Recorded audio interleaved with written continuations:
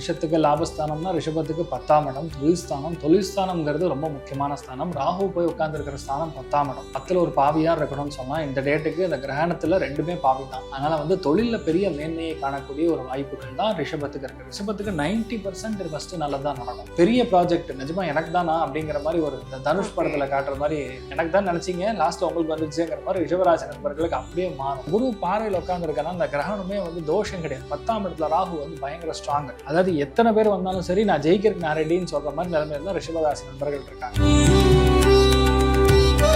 Sir ரிஷபம் sir, so இந்த ரிஷபராசி நேயர்களுக்கு சூரிய கிரகணத்தினால என்னென்ன மாதிரியான நன்மைகள் நடக்கும்? ஸோ ரிஷபராசி நண்பர்களுக்கு இந்த சூரிய கிரகணம்னு பார்த்தீங்கன்னா ரொம்ப முக்கியமான ஒரு டைம் பீரியடாக அமைய போகுது. ஏன்னா மேஷத்துக்கு லாபஸ்தானம்னா ரிஷபத்துக்கு 10ஆம் இடம் தொழில்ஸ்தானம்ங்கிறது ரொம்ப முக்கியமான ஸ்தானம். ராகு போய் உட்கார்ந்துருக்கிற ஸ்தானம் 10ஆம் இடம். 10ல் ஒரு பாவியா இருக்கணும்னு சொல்லலாம். இந்த டேட்டுக்கு இந்த கிரகணத்துல ரெண்டுமே பாவி தான். அதனால வந்து தொழில பெரிய மேன்மையை காணக்கூடிய ஒரு வாய்ப்புகள் தான் ரிஷபத்துக்கு இருக்கு. ரிஷபத்துக்கு 90% ஃபர்ஸ்ட் நல்லதான் நடக்கும்.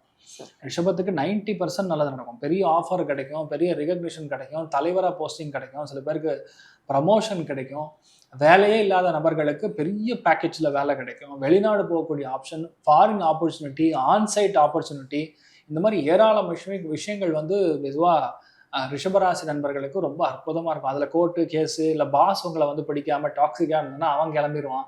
அதனால நீங்க வந்து அந்த இடத்துல ரொம்ப ஸ்டார்ட்டா நிற்கக்கூடிய வாய்ப்புகள் இருக்கு. ஆஃபீஸ்ல நல்ல பெரிய ஒரு பொறுப்பு கொடுப்பாங்க.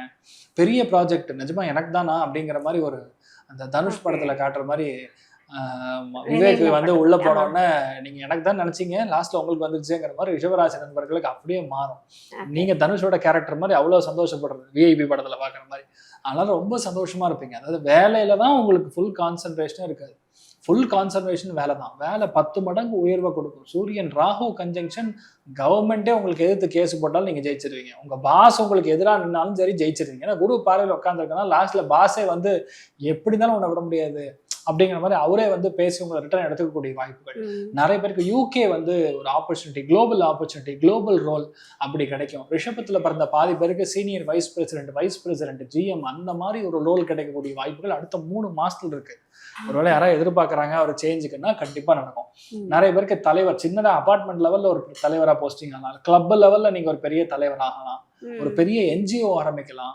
அதுக்கு வந்து விஷயங்கள், அதுக்கும் மேல பாத்தீங்கன்னா கோவில் தர்மகர்த்தாவா நிறைய பேர் உட்கார்றது, ஒரு கோவில் ஆரம்பிக்கிறது, கோவில் கட்டுறது, இது எல்லாமே வந்து உங்களுக்கு ரொம்ப முக்கியமா நின்று பண்ணக்கூடிய ஒரு வாக்கியம் வந்து ஏற்பட போகுது. தெய்வ அனுகிரகம், வேலை, தொழில் அந்தஸ்து, உத்தியோக வியாபாரத்துல 10 மடங்கு உயர்வை, பாசிட்டிவிட்டியை கொடுக்கக்கூடிய ஒரு கிரகணமாக ரிஷபராசி நண்பர்களுக்கு இருக்க போகுது. ரொம்ப முக்கியமா பார்த்துக்க வேண்டியது 2 விஷயம் மட்டும் கவனமா இருக்கணும். மாமியாருடைய ஹெல்த், அதே மாதிரி கால் முட்டி சம்பந்தப்பட்ட விஷயம், அப்பா மூதாதையர்கள் மெயினா தாத்தா இவங்களோட ஹெல்த் எல்லாம் கொஞ்சம் பார்த்துக்கணும்.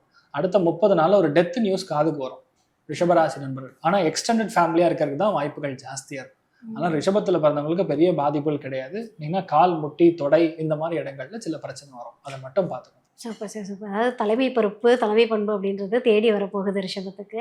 Super sir. இல்லை இந்த விஷயத்தில் நீங்கள் கவனமாக இருக்குன்னு சொல்லிட்டீங்க. பிரச்சனைகள் ஏதாவது அவங்க சந்திக்க கூடுமா?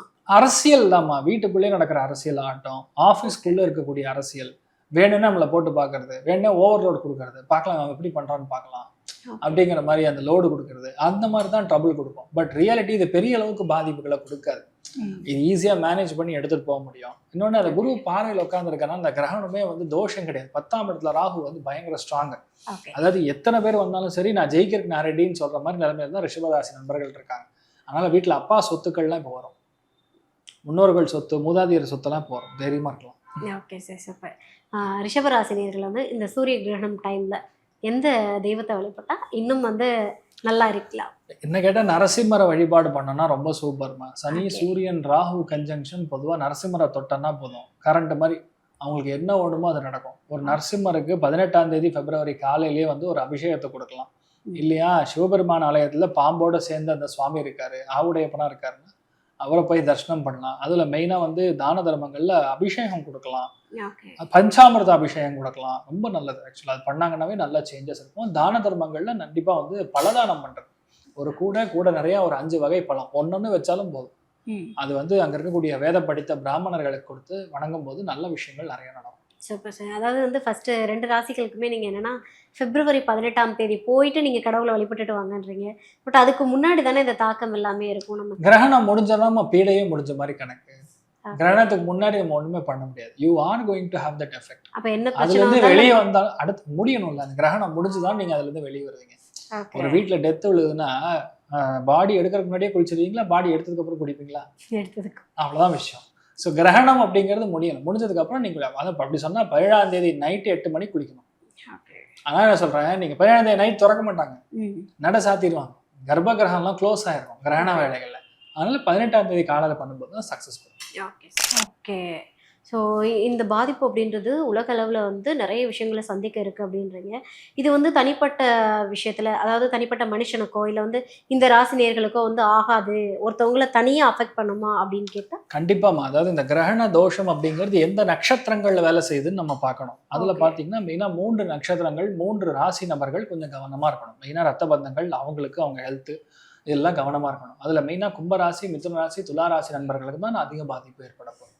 அதுல அவிட்டம், மிருகசீரிஷம், சித்திரை இந்த நட்சத்திரங்கள்ல பிறக்கிறவங்க கண்டிப்பா சாந்தி பரிகாரங்கள் செய்து கொள்ள வேண்டும். ருத்ராபிஷேகம் செய்யணும். சிவனுக்கு அபிஷேகம் செய்து அங்க இருக்கக்கூடிய வேதம் படித்த பிராமணர்களுக்கு தான தர்மம் செய்து பச்சரிசி, வாழைக்காய், வெல்லம் இதெல்லாம் கொண்டு போய் தானம் பண்றது பெரிய அளவுக்கு மாற்றத்தை கொடுக்கும். மெயினா ஓகே. என்னென்ன மாதிரியான விஷயங்கள்ல கவனமா இருக்கணும், என்னென்ன மாதிரியான பாதிப்புகள் இந்த 3 ராசிகள்ல பறக்கக்கூடிய நபர்கள் பொதுவா வந்து வண்டி வாகனங்கள்ல போகும்போது கவனமா இருக்கணும். மொட்டை மாடியில இருந்து கீழே குதிக்கிறது, பங்கி ஜம்பிங் பண்றது, ஃப்ளைட்ல போறது, இந்த மாதிரி விஷயங்கள்லாம், அதாவது விமான விபத்து, பாராசூட், பேராகிளைடிங், புரியுதா, அந்த ஹைட்ஸ்ல கிரெயின் மேல ஏறி வேலை செய்யறது, இல்ல மேல இருந்து அப்படியே ஏதாவது சரி பண்றது, இதெல்லாம் வந்து கொஞ்சம் கவனமா பார்த்துக்கணும். ரத்த பந்த உறவுகள்ல நிறைய பேருக்கு ஹார்ட் சம்பந்தப்பட்ட பிரச்சனைகள் ஏற்படலாம். வீட்டுல பாட்டி தாத்தா இருந்தா அவங்களுக்கு கண்டங்கள் ஏற்படலாம்.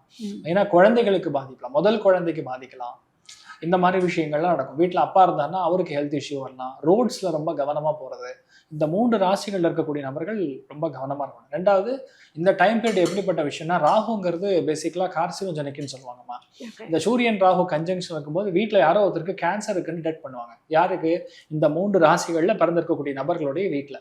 துலா ராசி, மிதுன ராசி, அதே மாதிரி கும்பராசியில பிறந்திருக்கக்கூடிய நபர்களுடைய வீட்டுல இந்த மாதிரி ஒரு கட்டி இருக்குங்க, இது உடனே சரி பண்ணணும். லோவர் பேக்ல இந்த மாதிரி ஒரு கட்டி இருக்கு, செஸ்ட்ல கட்டி இருக்கு, இல்ல பிளாக் இருக்கு, சில பேர் கண்ணில் புற விழுந்திருக்கு, இமீடியட்டா ஆப்ரேஷன் பண்ணணும். இந்த மாதிரி விஷயங்கள்லாம் வந்து ஒரு 3 மந்த்ஸ்க்குள்ள கண்டுபிடிச்சு அதுக்கான ஒரு தீர்வுகள், அதாவது ஜாதகத்துல கன்ஜங்ஷன் டிகிரி வந்து கொஞ்சம் தள்ளி இருந்ததுன்னா ஸ்டேஜ் 1, ஸ்டேஜ் 2 மாறும். ரொம்ப பக்கத்துல இருந்ததுன்னா ஸ்டேஜ் 4ல தான் கண்டுபிடிக்கிற மாதிரி இருக்கும். ஸோ இந்த டைம் பீரியட் இதெல்லாம் இருந்ததுன்னா கொஞ்சம் உடனே சரி பண்றது பொதுவா நல்லது. ஆனா இந்த 3 ராசிகளை தான் மெயினா கவனமா பார்த்துக்கணும். இதுல பெரிய ஒரு ராஜயோகம் கொடுக்கக்கூடிய வாய்ப்புகள் 3 ராசிகளுக்கு இருக்கு. ஓகே. சூரிய கிரகணத்துல நன்மையும் நடக்கும். ஆமா, குருவுடைய பார்வை பலத்துல இருக்கிறதுனால நல்ல விஷயங்கள் நிறைய நடக்கும். எப்படிப்பட்ட விஷயங்கள் நம்ம எதிர்பார்க்கவே மாட்டோம். இவெல்லாம் ஜெயிப்பானான்னு தெரியாது, இவனுக்கு டிக்கெட் கொடுத்துடலாம், அந்த மாதிரி விஷயங்கள்லாம் நடக்கும். மெயினா தனுசு ராசி நண்பர்களுக்கு ஒரு பெரிய யோகம்னு சொல்லலாம். ரிஷப ராசி நண்பர்களுக்கு செம்ம யோகம்னு சொல்லலாம். கன்னி ராசி நண்பர்களுக்கு ஜாக் பாட்னு சொல்லலாம். அடுத்த 3 மாசத்துல இந்த 3 ராசிகளுக்கும் அவ்வளவு நல்லா இருக்க போறது. சோ இவங்களுக்கெல்லாம் வந்து எதிர்பாராத அளவுக்கு வெற்றி. அதாவது சத்ருக்கள் வந்து பராஜயம் அடைவாங்க. அதாவது சத்ருக்களுக்கு வந்து எனிமிக்கு எதிர ஆப்ஷனே கிடையாது. யார் எதிரியா இருந்தாலும் சரி, அவங்களை அப்படியே மண்ணை கவர மாதிரி விஷயங்கள்லாம் கண்டிப்பா நடக்கும். அதனால கன்னி ராசி, ரிஷப ராசி, தனுர் ராசி நண்பர்களுக்கு சரியான ஒரு பாசிபிலிட்டிஸ் வந்து இந்த 1 மாசத்துல நடக்கும். Hartley 1 month. பிப்ரவரி 17ஆம் தேதி இந்த கிரகணம் நடக்குதுமா. பிப்ரவரி 9ஆம் தேதியில இருந்து ஆரம்பிச்சிடும் இவங்களுக்கு அதுக்கான யோகம்.